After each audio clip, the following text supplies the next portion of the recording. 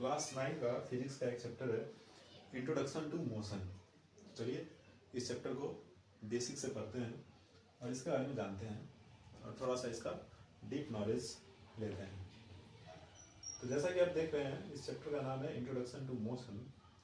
और मोशन के बारे में जो पढ़ते हैं वो फिजिक्स के जिस ब्रांच में पढ़ते हैं उसको बोलते हैं मैकेनिक्स। क्या बोलते हैं? मैकेनिक्स। मैकेनिक्स फिजिक्स का सबसे पुराना ब्रांच है, ओल्डेस्ट ब्रांच ऑफ फिजिक्स इसको बोला जाता है। इसमें हम लोग सबसे पहले पढ़ते हैं स्टैटिक्स के बारे में। स्टैटिक्स क्या होता है? अगर आपसे कोई पूछ दे स्टैटिक्स क्या होता है तो आप सिंपली बोलेंगे statics deals with the study of object at rest. क्या बोलेंगे? Deals with the study of object at rest या फिर इक्विलिब्रियम भी बोल सकते हैं आप। इक्विलिब्रियम एक ऐसा स्टेट होता है जिसपे फोर्स एक्ट करता है लेकिन सारे फोर्स एक दूसरे को बैलेंस कर लेते हैं, तो उसी स्टेट को बोलते हैं इक्विलिब्रियम स्टेट। तो मैकेनिक्स में स्टैटिक्स वो ब्रांच है जो किस चीज से डील्स करता है, तो deals with the study of object at rest. इसका एक दूसरा टर्म आता है कैनेमेटिक्स।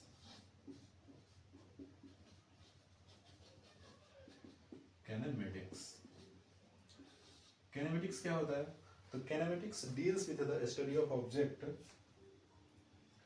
इन motion without knowing the cause of motion.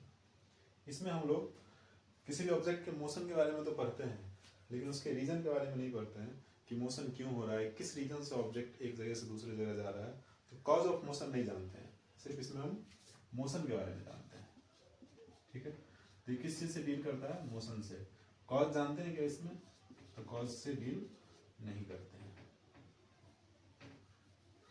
ठीक है भाई, ये मोशन से डील करता है। और तीसरा ब्रांच आता है डायनेमिक्स। क्या आता है?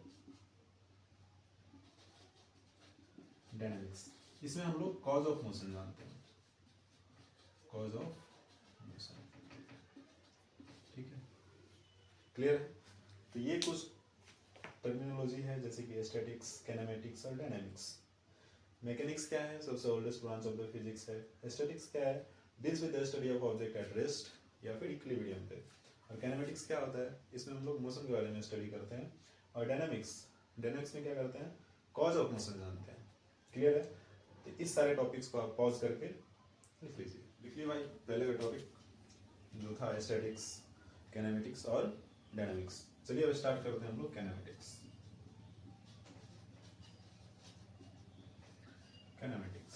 जिसमें हम इंट्रोडक्शन टू मोशन पढ़ेंगे। Introduction to motion. ठीक है, मोशन सबसे पहले तो ये जान लो कि मोशन और रेस्ट ये दोनों के दोनों रिलेटिव टर्म है। कैसे रिलेटिव टर्म है? तो सपोज करो कि ये एक कार है, ठीक है, इसमें एक ये पर्सन है जिसका नाम है ए। क्या नाम है बेटा इसका? ए। और ये एक दूसरा पर्सन है जिसका नाम है बी। और ये कार इधर की ओर जा रही है किसी बी स्पीड से। तो ए के रिस्पेक्ट में बी, अगर ए बी को देख रहा है तो बताओ ए के रिस्पेक्ट में बी चल रहा है क्या? नहीं चल रहा है। लेकिन अगर ग्राउंड पर से कोई तीसरा आदमी है सी, अगर इससे पूछा जाए कि ए और बी दोनों चल रहा है कि नहीं चल रहा है, तो सी बोलेगा हाँ भाई ए भी चल रहा है और बी भी चल रहा है। लेकिन ए से पूछा जाए कि क्या बी तुम चल रहे हो, तो ए क्या बोलेगा? नहीं, बी तो नहीं चल रहा है। बी से पूछा जाए ए के बारे में कि ए चल रहा है क्या, तो बोलेगा नहीं, ए भी नहीं चल रहा है, रुका हुआ है। लेकिन अगर बी से पूछा जाए सी के बारे में तो बोलेगा हाँ सी चल रहा है। ये अपने आप को रेस्ट पे मानेगा और इसको बोलेगा चल रहा है। तो यहां से आपको क्लियर हो गया होगा कि मोशन एंड रेस्ट ये दोनों कैसा टर्म है बेटा? रिलेटिव टर्म है। कैसा टर्म है? Relative term. जैसे हाइट, लंबा और छोटा, ये दोनों भी क्या है, रिलेटिव टर्म। सपोज करो कोई 2 फुट का आदमी है, उसके बगल में एक 3 फुट का आदमी खड़ा हो जाए, तो 2 फुट वाले के सामने 3 फुट वाला क्या है, लंबा है। लेकिन अगर उस 3 फुट वाले के पास कोई 6 फुट का आदमी आके खड़ा हो जाए, तो अब बताओ जो पहले लंबा था वो छोटा हो गया कि नहीं हो गया। तो ठीक उसी प्रकार से मोशन और रेस्ट, ये दोनों भी क्या है, रिलेटिव टर्म है। लेकिन अपन मोशन को डिफाइन कैसे करेंगे, तो चलो देखते हैं। ये भी अगर टाइम के साथ इसका पोजीशन चेंज हो रहा है, कोई भी ऑब्जेक्ट है जो टाइम के साथ किसी ऐसे ऑब्जेक्ट के रिस्पेक्ट में अपना पोजीशन को चेंज कर रहा है, तो बोलेंगे वो ऑब्जेक्ट मोशन में है। अगर उसका पोजीशन चेंज नहीं हो रहा है तो बोलेंगे क्या, वो रेस्ट में है। क्लियर है, मोशन क्लियर हो गया होगा। लिख लेना भाई अपनी भाषा में, मोशन क्या होता है। अगर टाइम के साथ किसी का पोजीशन बदल रहा है तो ऑब्जेक्ट मोशन में है, अदरवाइज रेस्ट पे। क्लियर है। अब हम लोग पढ़ते हैं स्पीड के बारे में। स्पीड जानते हो, स्पीड क्या होता है। स्पीड होता है distance covered by object in unit time. क्या होता है स्पीड का डेफिनेशन, सिंपल सा डेफिनेशन इसका।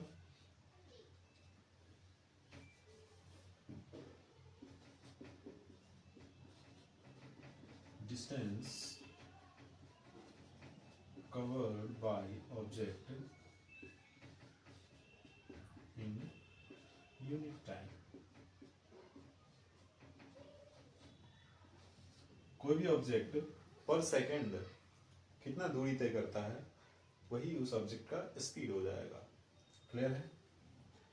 देखिए ये वाला फॉर्मूला भी आप लोग जानते होंगे, स्पीड इक्वल टू होता है डिस्टेंस बाय टाइम। ठीक है, यहाँ से इस फॉर्मूला को आप अपने हिसाब से चेंज भी कर सकते हैं। अगर आपको स्पीड और टाइम देके डिस्टेंस पूछ ले तो क्या करेंगे, क्रिस क्रॉस मेथड से मल्टीप्लाई कर देंगे और यहाँ से आ जाएगा आपका डिस्टेंस बराबर स्पीड इनटू टाइम। अगर किसी क्वेश्चन में डिस्टेंस और स्पीड देके टाइम पूछ ले तो सिंपली इसको टाइम बराबर क्या कर देंगे आप, डिस्टेंस बाय स्पीड। क्लियर। तो अपने हिसाब से इसको आप चेंज कर सकते हैं, जैसा जैसा यूज आएगा उसके हिसाब से। क्लियर है। इस वाले टॉपिक को नोट कर लो भाई। चलो थोड़ा और जानते हैं स्पीड के बारे में। सपोज दैट कहीं पे लिखा हुआ है कि कोई पार्टिकल है जिसका स्पीड है 10 मीटर पर सेकेंड। इसको इंटरप्रेट करो, इसको देख के तुम क्या बोल सकते हो। अगर कोई ऑब्जेक्ट है इस स्पीड से चलता है 10 मीटर पर सेकेंड की रफ्तार से, तो हम इसको देख के क्या कहेंगे कि अगर इस स्पीड से चलता है तो हर एक सेकेंड में ये कितना दूरी तय करेगा बेटा, 10 मीटर। समझ में आ रहा है। तो अगर स्पीड 10 मीटर पर सेकेंड दिया हुआ है, इसका मतलब ये हुआ कि अगर इस स्पीड से चलता है वो ऑब्जेक्ट, तो हर second, each and every second वो कितना डिस्टेंस ट्रेवल करेगा, 10 मीटर। क्लियर है। वैसे ही और भी एग्जांपल दे सकते हो, जैसे स्पीड है 5 मीटर पर सेकेंड। इसका क्या मतलब हुआ कि अगर इस स्पीड से चलता है तो हर सेकेंड वो 5 मीटर जाएगा। और देख लो अगर लिखा हुआ है 15 मीटर पर सेकेंड, तो क्या मतलब हुआ कि अगर इस स्पीड से चलेगा तो हर सेकेंड वो 15 मीटर जाएगा। क्लियर है। तो हम लोग अगले टॉपिक पे मूव करते हैं, वेलोसिटी।